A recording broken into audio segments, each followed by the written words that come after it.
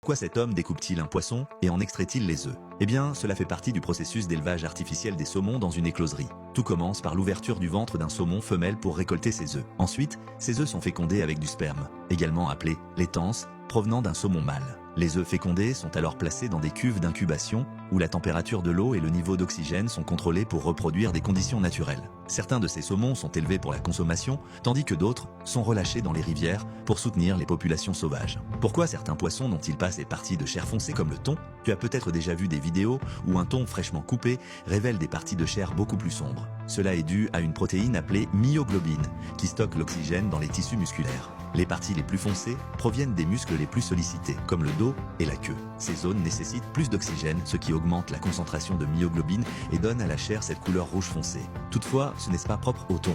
En réalité, presque tous les poissons développent des muscles plus foncés dans les zones les plus sollicitées. Mais cela est beaucoup plus visible chez les poissons très actifs, qui nagent sans arrêt comme le thon.